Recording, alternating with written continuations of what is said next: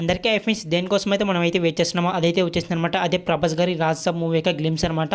అయితే ఈ వీడియోలో గ్లిమ్స్ అనేది ఏ విధంగా ఉందనేది మనమైతే క్లియర్గా అయితే తెచ్చుకుందాం. అందుకంటే ముందు అయితే వీడియోకి అయితే లైక్ చేసి మన ఛానల్ అయితే సింక్ అయితే ఎవరైనా సబ్స్క్రైబ్ చేసుకోకపోతే సబ్స్క్రైబ్ అయితే చేసుకోండి. ముఖ్యంగా గ్లిమ్స్ గురించి మాట్లాడుకుంటే ముఖ్యంగా అయితే బీజం అనమాట. తమన్ గారు ఏ విధంగా ఇస్తారు మూవీకి బీజం అనేది మనకైతే చాలా మందికి అయితే డౌట్ అయితే ఉందన్నమాట. అయితే గ్లిమ్స్ని బట్టి అయితే చూడొచ్చు అనమాట. గ్లిమ్స్లో అయితే బీజం అయితే అదిరిపోయింది అనమాట. ఈ విధంగా అయితే మూవీలో కూడా అయితే బీజం అయితే ఇచ్చినట్టయితే సూపర్గా అయితే ఉంటుందన్నమాట. బీజం అయితే అదిరిపోయింది అనమాట గ్లిమ్స్లో.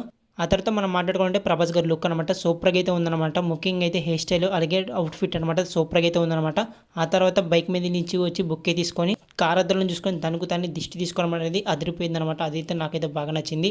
ఈ మూవీ వచ్చేసరికి మొత్తం అయితే హర్రర్ అలాగే కామెడీ రొమాంటిక్ అనమాట. అయితే మనమైతే ప్రభాస్ గారిని అయితే రొమాంటిక్లో అయితే మనమైతే చూసాం అనమాట. అంటే డార్లింగ్ మూవీ అలాగే ఛత్రపతి మూవీ ఇంకేనా మూవీస్ ఉంటాయి అవి అనమాట. అయితే ఎప్పటివరకు అయితే ప్రభాస్ గారు అయితే ఏ మూవీ కూడా అయితే చేయలేదన్నమాట. హర్రర్ మూవీకి సంబంధించి ఫస్ట్ టైం అనమాట ఈ మూవీ అయితే చేస్తున్నారు.